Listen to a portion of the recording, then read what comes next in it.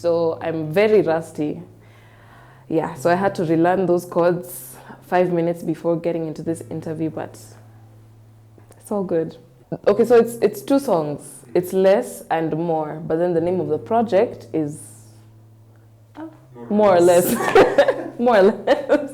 I don't know how I don't know how me and Rumbi came up with that. It was, he named More and then he named Less. And then I was like, okay, so what do you think we should call the project? And I was like, More or Less. Yeah. Less is the one I like performing more. I've only performed more once, which was yesterday, but I perform less more than I perform more.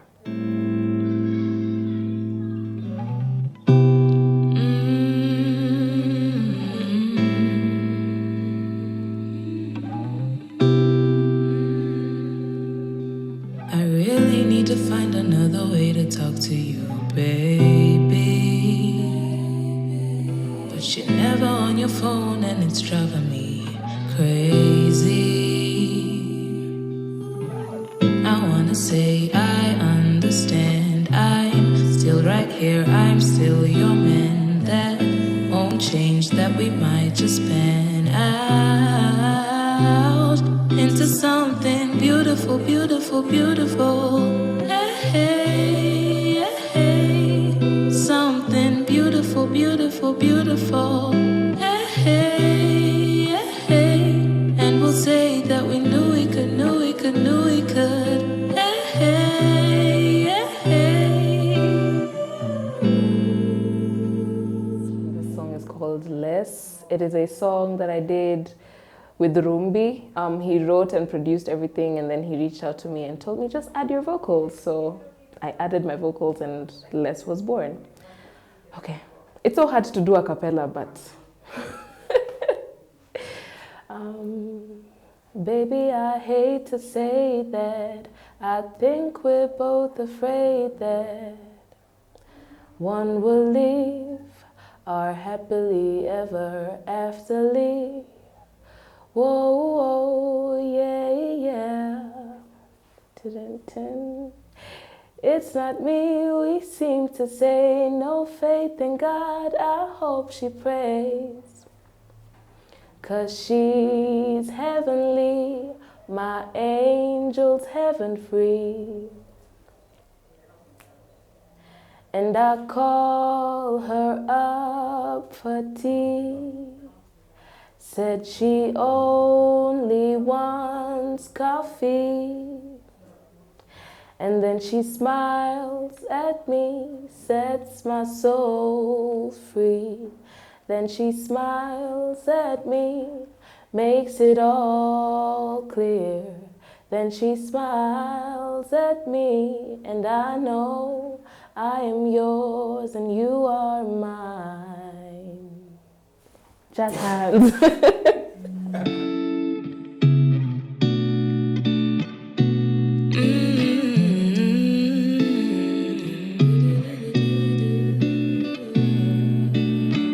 Baby, I hate to say that I think we're both afraid that one will leave our happily ever afterly. Whoa, whoa, yeah, yeah. It's not me, we seem to say, no faith in God, I hope she prays. 'Cause she's heavenly, my angel's heaven free. And I call her up for tea. Says she only wants coffee. And then she smiles at me, sets my soul free. Then she smiles at me, makes it all clear. Then she smiles at me, and I know I am yours, you are mine.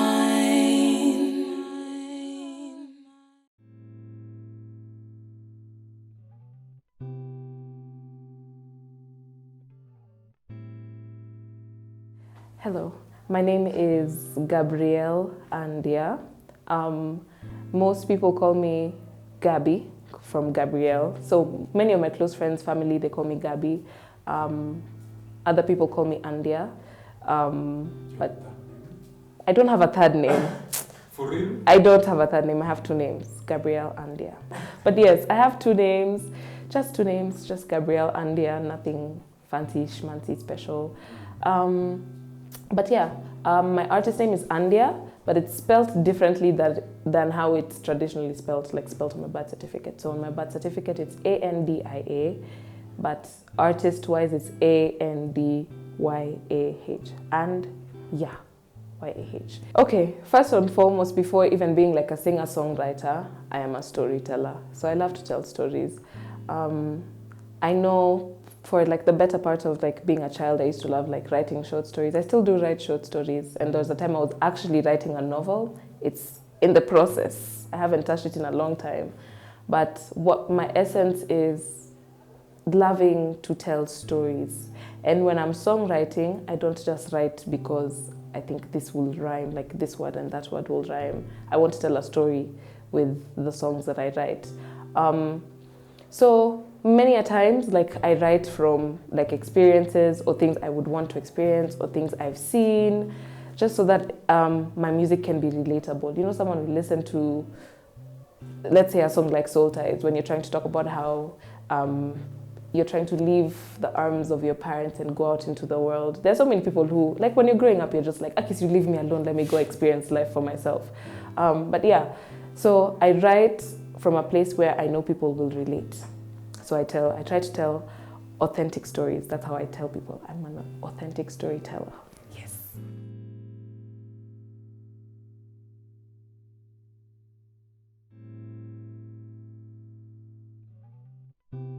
So Andyah is, like I said, my second name. That's what people would think is my surname.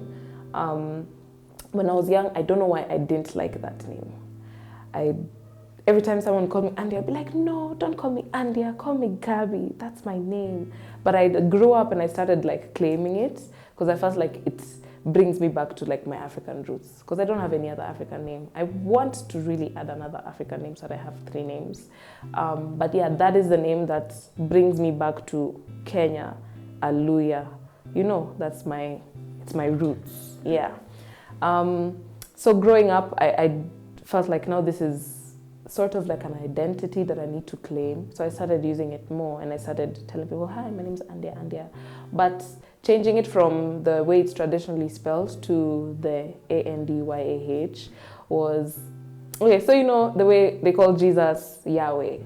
Yah is like a short version of Yahweh. Yeah. So the Yah came about because I wanted to have an aspect of that powerful force in my name.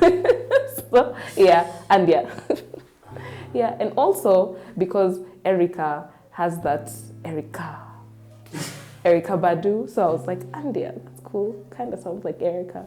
But yeah. So I don't know. It's not a concrete, it wasn't like a whole process coming to that name. It's very complicated things that just came up with that name. And I also wanted it to sound fancy. Like, where have you ever seen an Andyah? You know? Yeah. Well, now that you mention it, when I was young, everything I did, like all the poetry I'd write, all the writing things I'd do, I always signed under sky. The word sky, you know, like the sky, but like spelled SKIE, because I thought that was also classy and fancy and different. I don't know, I picked sky rather at that time, because, you know, the people always say the sky is the limit. Yeah, so that was my number one. I said if I was ever going to like deeply enter into being a creative, I'd use the name Sky. But then I scrapped that off because I felt like now I need to go back to my African roots. Yeah. Sky is not my African roots. Andyah is, yeah.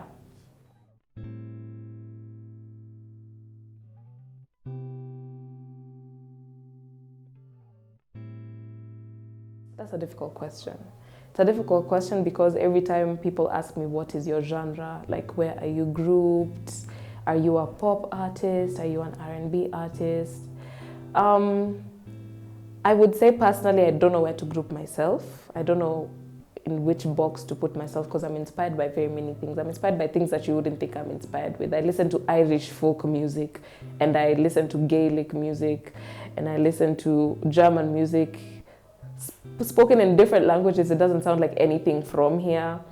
But I also listen to things from here. I listen to Benga, I listen to Kapuka, I listen to so many things from so many places. I'm inspired by a lot of things. So my inspirations tie very much into how I create music. But I would say if you were to put me in a box, I'd probably be put in like soul-ish, R&B-ish, but there's no specific way I can describe my song. I just know that, my songs rather, I just know that I make music that, I don't know where it comes from. It just feels very innately me, yeah. I make Andyah music. My genre is Andyah.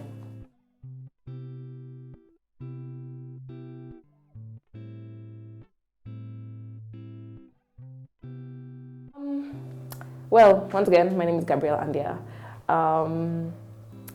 Growing up, well, I was born and raised in Nairobi. Born and raised in Nairobi since I was around 9. And then I moved to Kisumu when I was 9. And then I turned 10 in Kisumu, and I stayed in Kisumu until I was 13. And I moved back to Nairobi. I moved back to Nairobi. Yeah, so I've lived in Nairobi, Kisumu briefly, then back to Nairobi.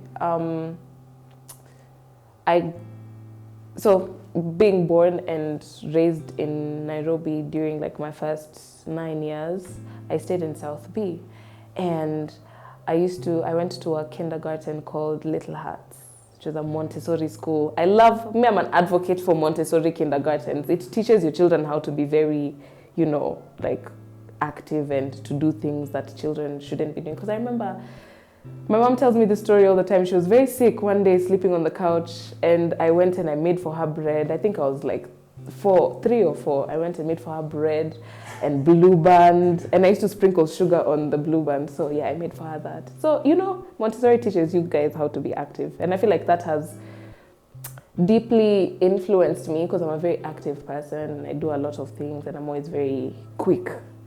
So yeah, that's how Montessori influenced me. And then I went to a girls' school in primary school until class 4. I went to Loreto Convent, Valley Road. It's CVR. Yes.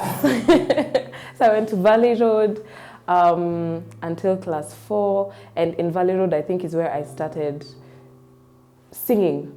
Yes, that is actually, wow, these memories are coming. I don't. Yeah. I don't know, but we had music classes.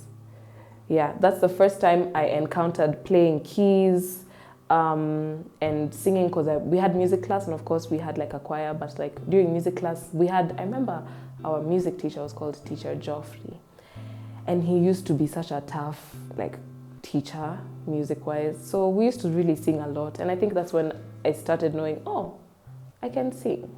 I knew I could sing before because I started singing way before, like when I was at Toto.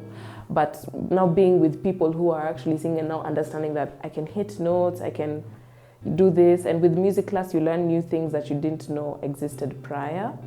So yeah, that's when I started singing. And I remember during my trips home on the school bus, I had a friend, my best friend when we were young, her name was Natalia. We used to live in the same estate. Now we've moved. I don't live in South Bay anymore. I live in Nyayo Estate. But I used to sing for them on the bus. I used to sing Sauti Sol Lazizi. I remember very clearly, every time we'd be going home, I would sing,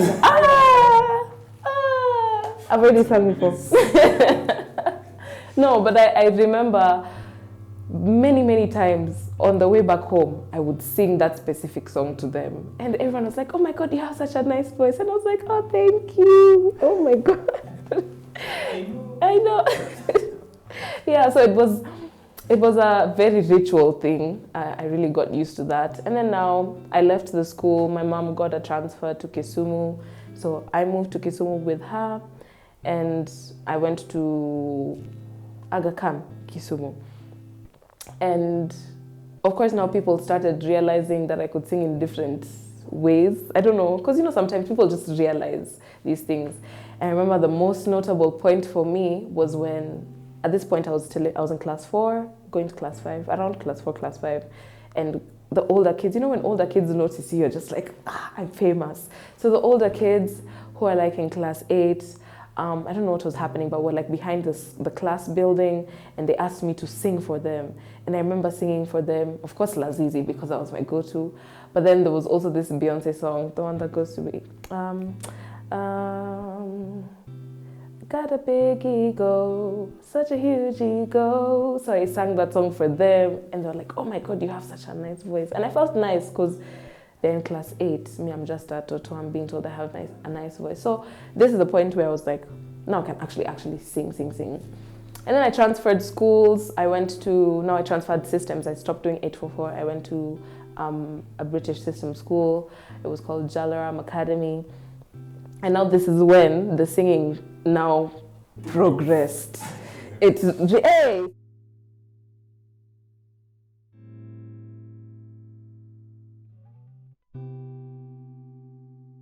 Running.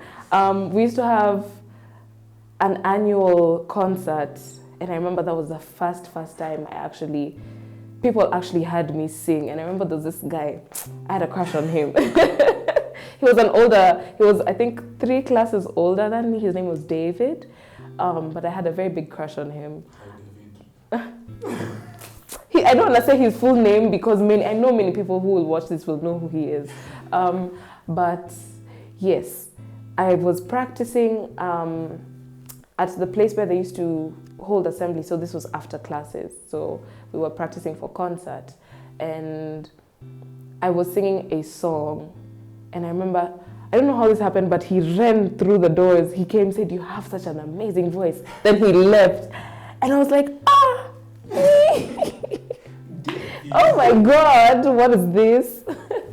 So I was just like, oh my God, this is actually, like, people are seeing this, and I feel like it grew my confidence to some extent. But then fast forward to like the concert, I performed on stage, it was really nice, and now the whole school knew, she can sing, And there were many instances, like I would walk along the hall and I would be singing with my best friend, Paris, because we were in school together. That's where we met, me and my best friend. Shout out to you, Paris. We'd be singing together. She used to rap a lot, but she's also a really good singer. But we'd be singing, she'd rap, and then randomly we'd pass through David and his friend group, and he'd be like, oh my God, you sing for me this song. Or he'd call me to his friends and be like, oh my gosh, sing for us. And I was like, you guys are famous. So yeah, Jalaram is where I really now started utilizing or getting used to a stage, because there was that, and there were many instances where there were like musical performances and I would sing. Yeah, and then I moved back to Nairobi when I was 13. I went to another girls' school, another Loreto, but this time Songari. And then there was choir, and then there was a lot of singing involved there as well. At this point, I knew I could songwrite because I started dabbling with like writing songs and such. And then I grew, and then I moved to another school. I went to Samaj, and this is where I cleared my O-levels. I've hopped schools in this country. I really have. But yes, I was in Samaj. Singing in Samaj was not a thing, but like I had a friend, we're still friends actually, her name is Shamsa, very beautiful voice, and she always used to sing in class, and so we'd sing together. Then after that, I went to Saints. Now Saints, I went to Saints for my IB, St. Mary's School. So now we've joined, I'm in IB1, starting my diploma program, and we've just joined like this, and we're being told, there's a musical coming up. And so the first day, I remember the first day, me and now one of my other best friends, her name is Stefania. Remember the first day of school, we bonded over the fact that we could both sing. And so we went to the washroom, practiced a cute song, came back to the class, told people, so you'll pay us 20 bob to sing for you guys. Then yeah, that happened. And so I think now people realize these two can sing. And then the teacher, her name is Miss K, the one who was running like musicals, sort of figured out that we could sing. And so she was like, you guys are gonna come, you're going to be part of the musical. So now if you don't know what musicals are, you're acting on stage. It's a theater production, but you're also singing. So there's bits of singing and there's bits of acting. Yes, Cinderella is a musical, yeah. And there's also like the theater version of Cinderella, yeah. But this was more on stage. So that year's musical was Once on This Island. It's a very, very beautiful musical. And I was playing Asaka, which is, well, she's a goddess. She's the goddess of the earth, which I loved because I feel like I'm a very earthy person in this life. And so the character who was playing Asaka on Broadway is a very vocal powerhouse. So there were songs that I needed to do that went over like what I'm used to and what I'm comfortable in. And so I think being in that space where I pushed myself into limits I didn't know I could reach, I was like, this is actually something that I can do really well, you know. I knew I could sing really well, but I could do it really, really well and make it into something big. And I remember the man who was playing for us keyboard told me that then, during that first musical, don't ever give up on your singing and music and stuff. Just keep on doing it. Even if you do something else, stick to your music as well. So I did that musical that year. And then for the next year, I was now the lead. I was playing Aida. If you listen to any of the songs from Aida and you look at the songs that Aida specifically sings, which was my character, such heavy, heavy songs, such songs that are just crazy vocally. And then that again just tested my limits. And then I was like, you know what? If I can do a musical and I can hit all these notes, like I can make something out of like singing and performing and stuff. So yeah, that happened. And then I graduated from IB, went out into the world, and then they called me back to be like a guest actress because of like the singing and the acting. So I went back. Still, I did amazingly well. And then like the guys who were there, they were just like, oh my God, she's really good. And I was like, yes. So it just showed me there's no limit. Like I can do so many things. So see, I've graduated. I knew I was going to go to university soon. But what happened? Actually, no. Yeah, I was supposed to go to university soon, but like I decided I needed to take a break from academics, take a gap year, breathe. So I was working. No, yeah, I went and did that thingy where I was like a guest actress.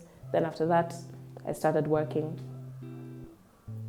I was a PA actually. Yeah, I was a PA for my uncle, but I had worked for him before, so it wasn't something crazy. And then after that, I started working at Kwetu. I was doing customer service at Kwetu. And then, so now this is when things started, they took off.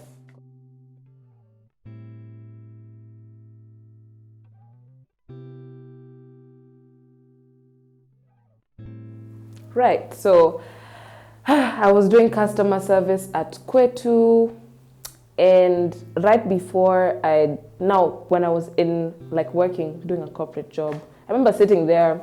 I loved it, I actually loved it, and I was really good at it. I'm really good at customer service. I know how to talk to people. But it was at a time where like my music career randomly just sparked, because I did a gig, just one specific one specific gig, but it wasn't like a full gig. I was just singing with my friend Mali, who had been gigging for some time. So I was singing with him. There's this event called Gold. It hasn't happened in a while. The last time was last year, December, but it used to happen every month. So I did with him Gold in July. I started working at Kwetu in August, but yes, I did Gold with him in July, and then they called me to start working. In my head, I was like, but I could be singing, why do I have to? But then I was like, you know what, I really need that. And it's not like I'm out there and I'm performing like that. So I started working in August, and then somewhere in the middle, Gold, like the people running Gold, reach out to me and they're like, would you like to do a show? Mind you, I'm doing an 8 to 5 job, 6 days a week. I don't have time. I only have one off day. So in my head, I was like, yo, how am I going to, like I really want to sing. I told them I'm going to perform. But in my head, I'm like, how am I going to navigate, going 6 days. When am I going to rehearse? And my off day is probably not going to be the same day as the show day. So what I did is I worked 3 whole weeks non-stop, no breaks, so that I could have 3 days in the next week. So I could have 3 days to rehearse, and then I have my off for next week. So that I have 4 days to rehearse and then 1 to perform. That was hectic. First of all, I realized I don't like office jobs. Well, I can do it, but I'm a person who likes to go out into the world, and I like to move around. I can't, like, sitting at a desk the whole time on a screen. It was, yes, exactly. And like, of course I'm talking to people, but it reaches a point where it's like, I've gotten home in the evening, I'm so drained, I don't even want to talk to like people at home. But yeah, so I worked 3 weeks back to back, no rest, so that I could have my offs. And then the week for the show came. I had 2 days of rehearsal, and I went and I performed my first full set at Gold. And I was like, wow, this is amazing. Like, it was my first ever full out of the world, like out of a school setting, out of IB performance. So it was very much now a professional thing. So after that, I was like, this is nice. I like this. And having people come and watch me, I was like, if I did this, I would enjoy myself. So yeah, now I'm still working at Kwetu. People know I had a gig. They congratulated me. They're like, oh my God, that was nice. But then things in regards to uni started also coming up. And then I couldn't balance work and dealing with uni plans and also wanting to do performances. Yeah. So I had to quit my job. So I worked at Kwetu from August to October, and then I told them, I love you guys, I'll miss you, but I gotta go. I really didn't want to quit as much as, I wanted to perform and stuff, but also the uni thing was heavy. Like, I couldn't take back-to-back offs just to go sort things with the university and like documentation and like planning and stuff. So I had to take a break from working. Yeah, so now during that time, no, I was saving. I was smart. Because, at the same time, I'm staying at home. I don't have obligations and I don't have things to, I don't have rent to pay. I don't have, so I was saving, so I had cash. And then I quit my job. But then, funny enough, immediately not even before, like a week before I quit my job, I met someone who is a mixing engineer, a producer as well, also an amazing artist. He's worked with a lot of people. So I met him. And that also opened another form of doors that I didn't expect. So in my head, I was like, maybe it was God's plan, it was meant to be. And then now I started gigging again. There's so many stories hapo katikati I have missed to mention that might be important, but yeah.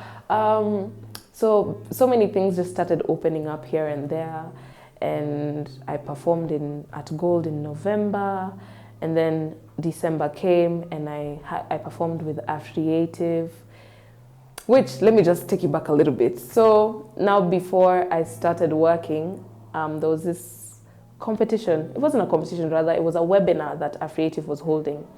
And this webinar was, it was a songwriting webinar. And they said, if you have written a song ever, send it to us. We'll have a panel discussion with like artists that, I think Bien was there, Valerie Mudhoni, a couple of people were there, and they were part of the panel, and they were talking about songwriting. And so they said, send in your music. Once the panel discussion is done, we will play music for our panelists. So that's Kina Bien, Kina Valerie, Kina Lisa Odor. And then they'll give you feedback. So that happened. And for some reason, my song was chosen. And I was like, for real? And as an example of how to write? As an example of how to write, but I had also mentioned that I produced the song on my phone. Because at this time, I hadn't dabbled in like music production on proper computer software. I was producing on my phone. So they played it, and then everyone was just like, you're writing. And man, I'm just like, this is writing. Because like I said, I used to write a lot of short stories. I've very good at literature.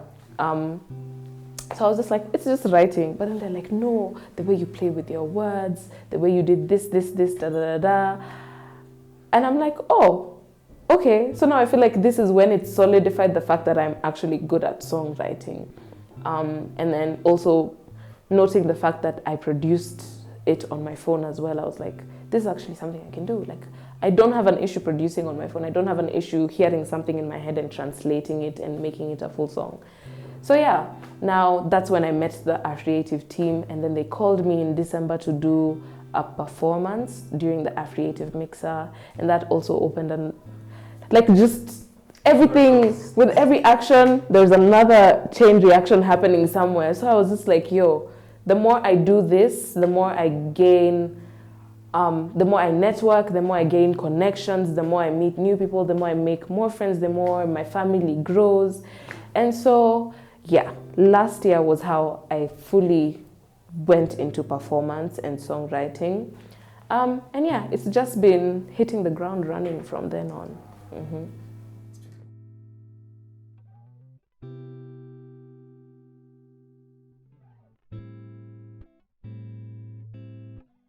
First of all, I am not an only child. I'm a firstborn. Mimi ni mama watoto. I've raised my baby brother. I've raised my baby cousins. I'm literally the mom. I'm the first child in my family, like there, and I'm also the first grandchild. So of course, all my cousins are younger than me. So I'm the one who, I've seen them growing up. I've changed a few diapers here and there. Okay, not a few, a lot. I've held a lot of babies. But yeah, being a mama watoto, I feel like has impacted the way I interact with people. I'm a very, I need to take care of everything type of person. Yeah, and I'd say, other than being a mama watoto, I've spent a lot of time with people significantly older than me. So I grew up quickly, and so I had to mature really fast. But yeah, even if you interact with me, I feel like no one really knows my age until I tell them I seem older than I am. But I don't know, this is a very hard question, because other than being a singer-songwriter producer, I'm also a multi-creative. Like, I do a lot of things. I paint, like I said, I write, I make jewelry. I do so many things, and I don't know where those things stemmed from, especially. Okay, no, I know where the jewelry stemmed from. Painting, I'm not quite sure. I think maybe it's something that runs in the blood. But for music, I know my mom is a very musical person to some extent.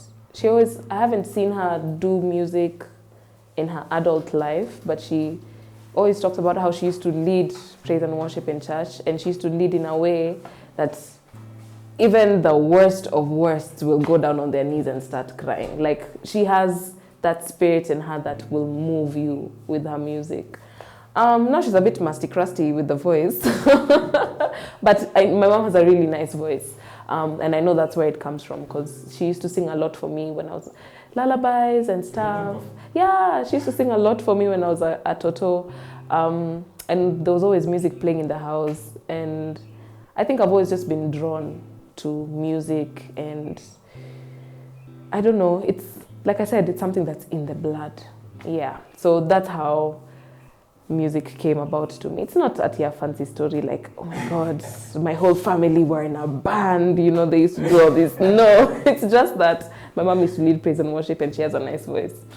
Like I said, in regards to the music that was in the house, it was mostly things that would play on TV, or like my mom would play, or my uncle. Because now the house I grew up in South B was my grandparents' house. So after they passed, it was now the family house. Yeah, so that is where I grew up, and my uncles were always around me, my aunt. My mom is a firstborn. So it's my mom, my uncle, my aunt, then two uncles. So the fourth born, he used to play a lot of reggae. Day in, day out reggae music. Very much so. So Do you remember a random one? there was this, I remember because it used to say, was it khaki shoes or khaki pants or something? I remember those are I guess that. I loved that song so much. Yeah, so he used to play reggae a lot. So I listened to a lot of reggae when I was young. But then now I realized after I stopped hearing it much that I actually enjoyed it. Because many a times when I want to relax, I find myself listening to a lot of Chronics and Kabaka Pyramid and stuff. Yeah, so there was a lot of reggae influence, hapo when I was young. But then there was also just my mom singing random stuff in the house. And then the beat. The beat was also, hey yo, I used to spend a lot of time watching the beat. I remember I used to dance in front of the TV. And then Westlife. My aunt had a thing for Westlife. Every time I'd visit her house, Westlife would always be playing. So there was, like, it's so many things. That's why I feel like for me, even with how I write and translate my music, so many things, yeah.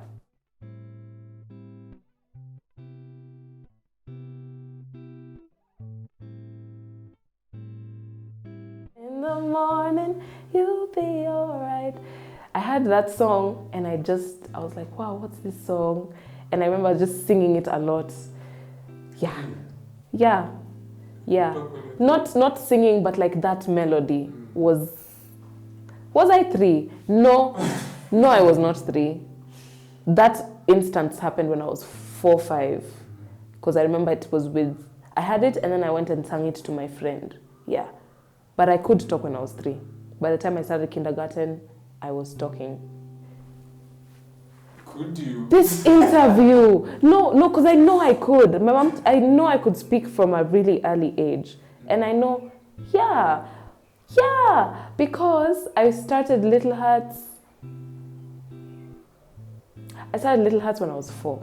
And I remember the first day of school, I asked my mom, how old am I if people ask me? And she told me, you're 4. So I remember going to Little Hearts when I was 4. But in the previous, I was in a baby class before Little Hearts, which was called Happy Hour. And in Happy Hour, I know there was an instance where I used to complain about the fact that we are wearing home clothes instead of uniform. I was 3. Because I know for a fact, I went and complained about the fact that we are wearing home clothes instead of uniforms. And then the school brought in uniforms. And I was 3. If I was not 3, I was about to turn 4. But I know I was younger than 4. We're going to follow up on this story. Hey, no, because, no, I know, I was, yeah. You but felt the pinch. Because I remember for a fact complaining about the fact, unless my mom read my mind, but I used to complain about the fact that we are wearing home. No, but the Mary thing happened when I was not 3, but 4. But at 3, I knew I was singing. I can't pinpoint where, but I knew I was singing before I started singing Mary. What was the problem? When you were going home, you're saying otherwise. Yeah, no, I think I used to see uniform and I thought uniform was cool and I was like, why are we not wearing uniform? But no, I know my memory when I was at Toto was because I remembered my first time crawling, which is funny. Who remembers their first time crawling? I remember being on the ground and standing up. We used to have green couches at that time. And I remember being on the ground and standing up and everyone stopped and turned and they cheered and then I fell back down. Me, I'm telling you, I'm superhuman. There's something going on somewhere. I used to sing a lot at home as well. And I was always singing along to something. And I was never told, you're making noise. You know what? Because, no, it's been a very nurturing, come to think about it. It's been a very, like, oh my God, you can sing. Because I remember even the first time my mom's brother, my uncle, the one who follows my mom, the first time he had me singing, he stopped and he's like, that's you. And I'm like, yeah, Kwani, you've never had me singing before the way I sing a lot everywhere all the time, you know. Yeah, but constantly, even before like I discovered I could do it professionally and stuff, I was always singing something, always.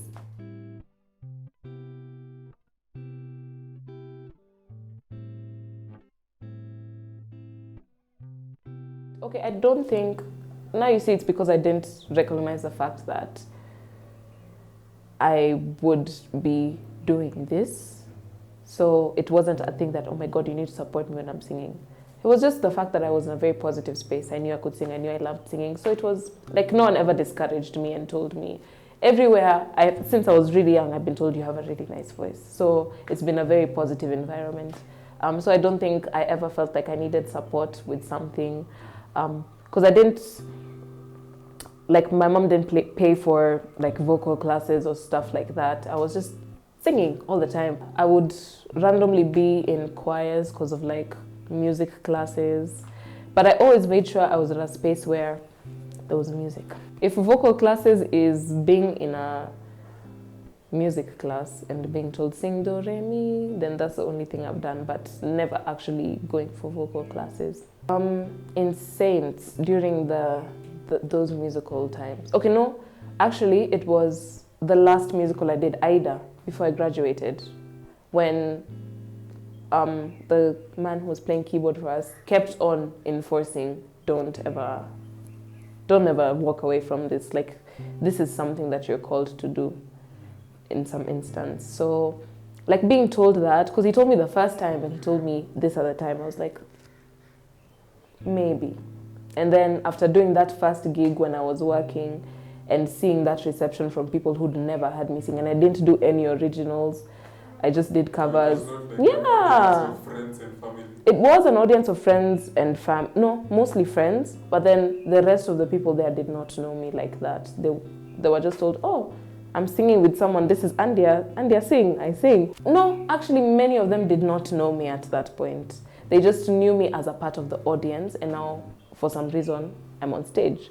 So like the reception and how people perceived that whole situation for me was, it's sort of like now dug in that sword that was already planted on the ground. It was just like, no, you can do it. Just do something about it, you know? Like even if it doesn't become something that you will do for the rest of your life, do it now. Yeah. No, because I graduated IB in 2020, pandemic year. Then I was called back in beginning 2021 to do like the whole guest actress thing. And then I was working as a PA, and then I started working at Kwetu. So that this was all 2021, and then now I started like performing 2021. So many things happened in 2021. Yeah, last year was a very quick-paced year.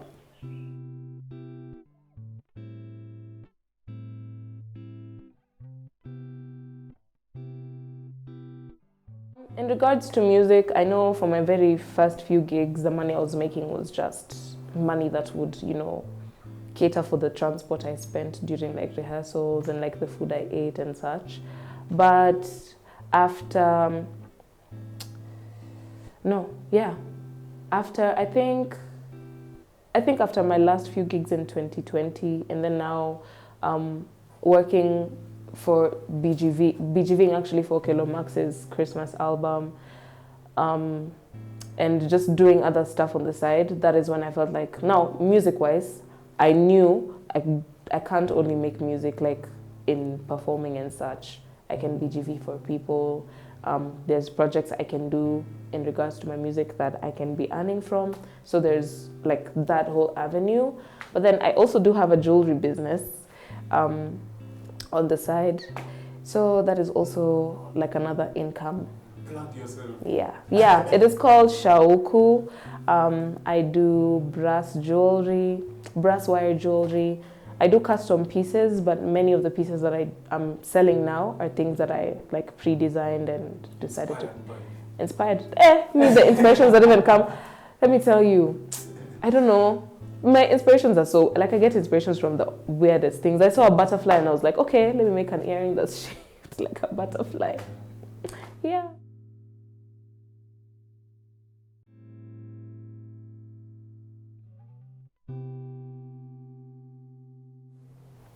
I'd say, now knowing, okay, in Kenya especially, because of course I haven't experienced any other music industry, but yeah, honestly, Gabby. But in the music industry, I feel like being, No, not even being different, but gaining momentum is a very tough thing to do. Or gaining people who resonate with you is a very tough thing to do. There's this thing that we Kenyans like doing, which is hopping on the bandwagon when it's already started moving and not being there from the beginning. You know? Yeah, so we want to support artists when at least there's people who know who this artist is and they've done a couple of projects. But yeah, like we want to support artists that are already famous and are known and already have many things going for them. Yeah, we don't like to be there during the beginning. We don't like to bring them up. But the space, I'm one of those people who likes to be there from the beginning. So I go to spaces where, like the people I go watch perform, and the creatives I go see, like as a person of the audience, are people who are not very well known, but I like to be there to see them grow. And now the spaces I was in when I was coming up, like Gold and even Afreative, because when I was doing the Afreative show, I wasn't that, like many people discovered me during that Afreative mixer. But yeah, Gold, most of the people who would come for Gold are people who have known me in some way or another. Like they've been with me from, yeah.